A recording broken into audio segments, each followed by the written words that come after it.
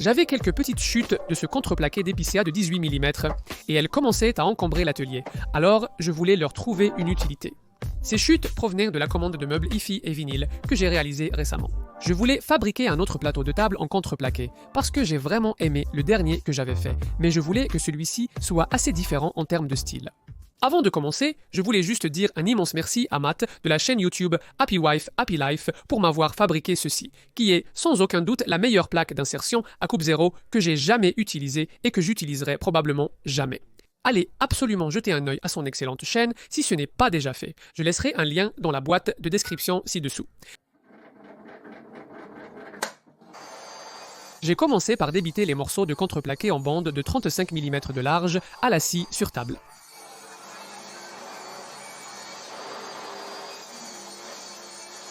Ensuite, j'ai disposé les bandes pour vérifier s'il y avait des imperfections dans les couches de contreplaqué. Et comme c'est du bon matériau, il n'y avait pratiquement pas de trous dans ces pièces. Mais il y avait un ou deux nœuds assez vilains visibles dans les couches, donc j'ai mis de côté les pires morceaux. Il me restait donc assez de matériau pour découper un cercle d'environ 570 mm de diamètre. J'ai trouvé un point central, puis j'ai tracé un cercle en mesurant le rayon du cercle à partir de ce point central. Il n'était pas nécessaire que ce soit un cercle précis. C'était simplement pour m'aider à positionner correctement les bandes et à aligner les pièces pendant le collage. D'habitude, je mets un clou au centre et j'utilise un morceau de ficelle pour tracer un cercle précis, mais je ne voulais pas avoir à reboucher le trou du clou par la suite.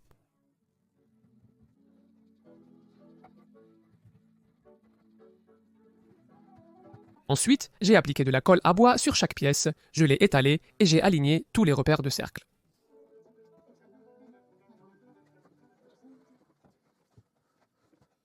J'ai utilisé des serre-joints pour serrer les pièces ensemble. Au départ, je prévoyais de tout coller en une seule fois, mais comme le collage a pris du temps, je voulais appliquer la pression des serre-joints avant que la colle ne prenne, alors j'ai finalement fait le collage en deux parties. J'ai utilisé le bord d'une règle en acier juste pour m'assurer que les pièces étaient bien serrées à plat.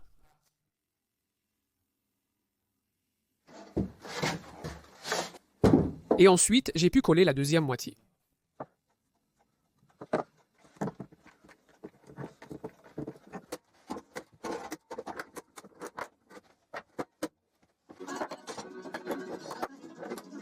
Et plus tard, quand la colle avait séché, j'ai collé les deux moitiés du cercle ensemble.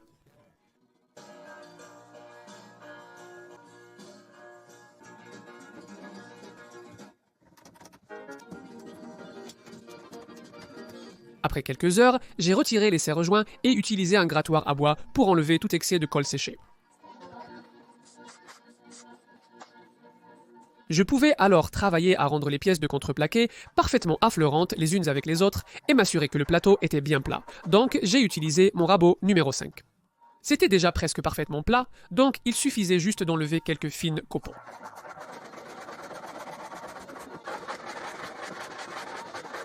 Ensuite, je devais découper le cercle et j'allais le faire à la scie sur table. J'avais besoin de fabriquer rapidement un gabarit pour m'aider dans cette tâche. J'ai d'abord découpé une pièce de chêne à la largeur des rainures de ma scie sur table. Lors de la première tentative, c'était un peu trop serré, alors j'ai déplacé le guide de quelques millimètres, j'ai refait une passe, et ensuite c'était parfait. Je l'ai collé et cloué sur une chute de médium densité fibre plaquée, en m'assurant qu'elle dépasse la lame de quelques centimètres. Puis, j'ai réalisé une coupe à zéro jeu. Ensuite, j'ai dû ajouter une cheville à la distance de la lame correspondant au rayon que je voulais pour mon cercle. J'ai utilisé un clou pour cela, que j'ai enfoncé à l'endroit voulu, puis j'ai utilisé ma meuleuse d'angle pour enlever la tête du clou. Ensuite, je me suis assuré que le clou était bien droit. J'étais prêt à commencer à découper le cercle, mais j'ai finalement décidé qu'il serait bien d'ajouter un léger angle aux côtés du plateau de table. Alors, j'ai retourné le gabarit de l'autre côté de la lame, ce qui signifiait que je devais à nouveau régler la cheville à la bonne distance de la lame. Je pouvais alors percer au point central du dessous du plateau de table et placer le plateau sur la cheville du gabarit. Ensuite, j'ai remplacé mon insert et incliné ma lame à 5 degrés. Et ensuite, je pouvais commencer à faire les découpes. Je n'avais jamais essayé cette méthode pour découper un cercle auparavant, et j'étais un peu inquiet que la lame puisse attraper le cercle et le faire reculer brusquement lorsque je ramenais la pièce vers moi avant de faire le passage suivant. Mais j'ai simplement veillé à exercer une bonne pression vers le bas sur la pièce pour qu'elle ne tourne pas, et je n'ai eu aucun problème. Quand c'était presque un cercle parfait, je pouvais alors avancer la pièce vers la lame et la faire tourner pour enlever le reste du matériau.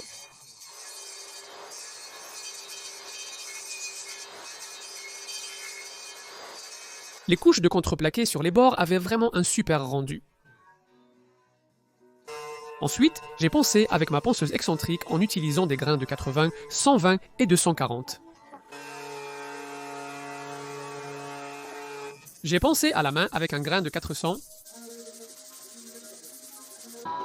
J'ai appliqué de l'huile de lin bouillie pour faire ressortir le veinage du bois.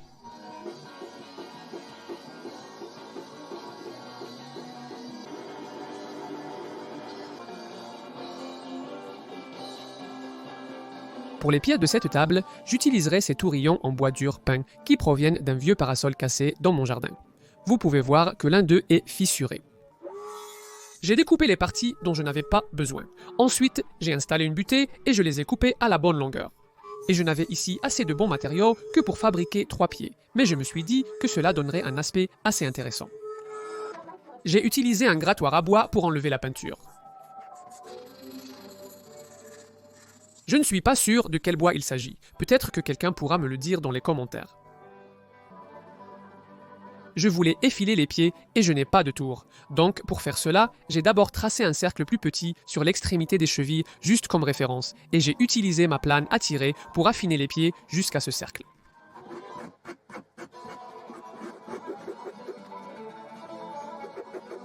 Et les pieds n'arrêtaient pas de m'échapper pendant que j'utilisais la plane à tirer et que je raclais.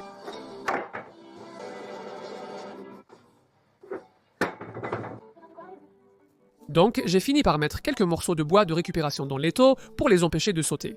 Et ça a bien fonctionné. J'ai aussi utilisé mon rabot d'établi pour faire un peu de mise en forme. Ensuite, j'ai poncé les pieds à la main et voici le résultat.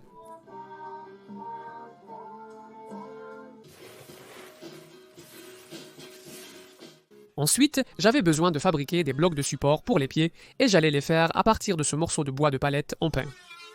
J'ai d'abord nettoyé les faces avec ma raboteuse électrique à main.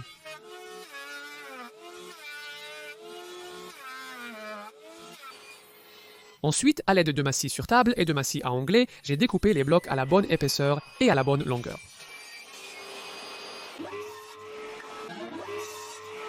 Ensuite, j'ai coupé un angle de 45 degrés sur un côté de chacun d'eux. J'ai fait cela pour que les blocs soient moins visibles lorsqu'on regarde la table. J'ai marqué le centre de chaque bloc, prêt pour le perçage. Ensuite, j'ai fabriqué un gabarit simple pour m'aider à percer des angles réguliers à travers chaque bloc de pied. C'était juste une chute de contreplaqué avec quelques petits morceaux de bois cloués dessus.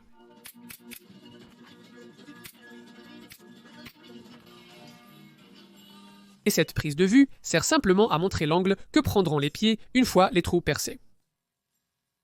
Les tourillons faisaient 36 mm de diamètre, donc j'ai choisi une mèche Forstner de 35 mm pour percer les trous. J'ai déplacé le gabarit pour que la mèche soit alignée avec le repère central, puis j'ai fixé le gabarit à la table de la perceuse à colonne avec un serre-joint. Ensuite, j'ai pu percer un trou pour chaque pied.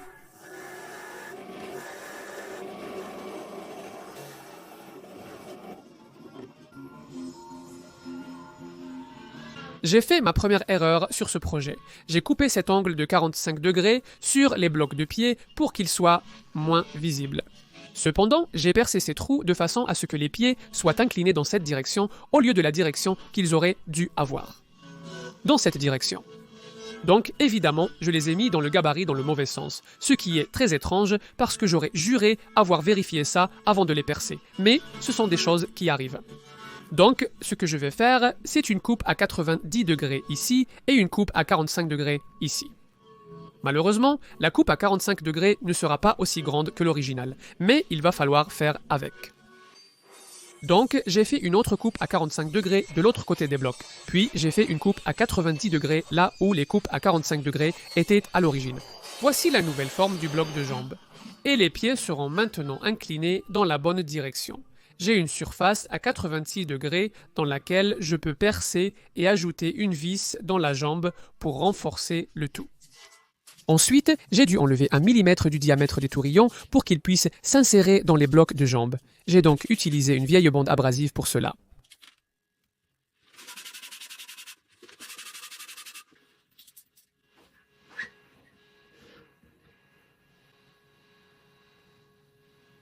Ensuite, je pouvais ajouter de la colle sur les blocs de jambes et insérer les pièces en place.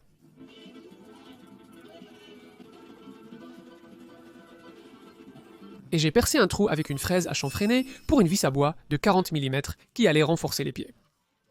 Ensuite, je devais enlever l'excédent de matière en haut du bloc, ce que j'ai fait d'abord à la scie à ruban, puis j'ai nettoyé cela avec un rabot à main.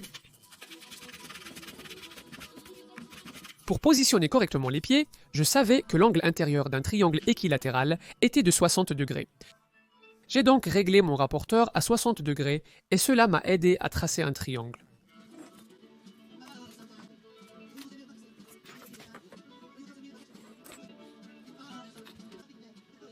Je me suis assuré que chaque point était à peu près à la même distance du suivant, et ils étaient à quelques millimètres près, ce qui était suffisant. Je ne tenais pas à ce que ce soit parfait, je voulais juste que la table soit bien soutenue et qu'elle ait l'air correcte à l'œil. Donc maintenant, j'avais la position pour les blocs de pied. J'ai décidé de ne pas coller les blocs de pied sur la table et d'utiliser uniquement des vis, car je fabriquais cette table pour la vendre sur ma nouvelle boutique Etsy en ligne. Quand je devrais l'emballer et l'envoyer à l'acheteur, ce sera beaucoup plus facile si les pieds sont amovibles. Enfin, il ne me restait plus qu'à façonner le bas de chaque pied et j'ai utilisé ma lime électrique pour cela. Je voulais que le plateau de la table soit assez résistant, donc comme finition, j'ai choisi du vernis en spray. J'ai appliqué cela en fine couche. Ensuite, une fois la première couche sèche, j'ai vaporisé un peu d'eau sur le plateau et j'ai poncé à l'eau avec un papier de verre grain 400. Ensuite, j'ai enlevé toute la poussière et appliqué la couche suivante. J'ai appliqué 3 couches au total en ponçant entre chacune.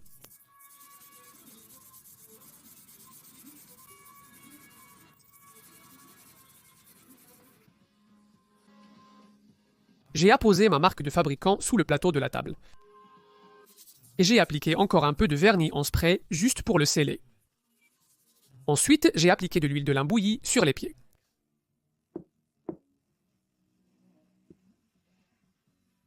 Enfin, j'ai utilisé un niveau à bulles juste pour vérifier que la table était bien à niveau. C'était parfait. Je suis vraiment content du résultat de cette table et le projet a pris environ 11 heures au total.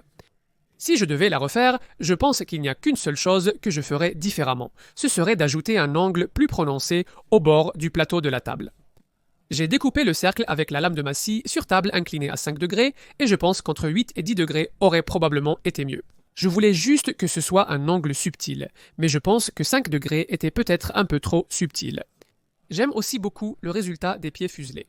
Ils ont un côté rustique et fait main, ce qui, je pense, leur donne beaucoup de caractère. Ils auraient certainement un aspect très différent s'ils étaient façonnés méticuleusement à la perfection sur un tour.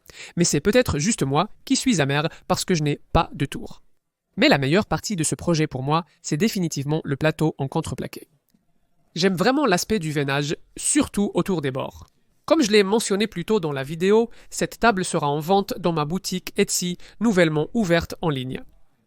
Si vous n'y avez pas encore jeté un œil, allez voir et voyez s'il y a quelque chose qui vous intéresse. Il y aura un lien dans la description ci-dessous. Merci d'avoir regardé. Abonnez-vous si ce n'est pas déjà fait pour plus de vidéos hebdomadaires. Si vous aimez ce que je fais et souhaitez soutenir ma chaîne, pensez à devenir un patron sur ma page Patreon. Les liens sont dans la description ci-dessous.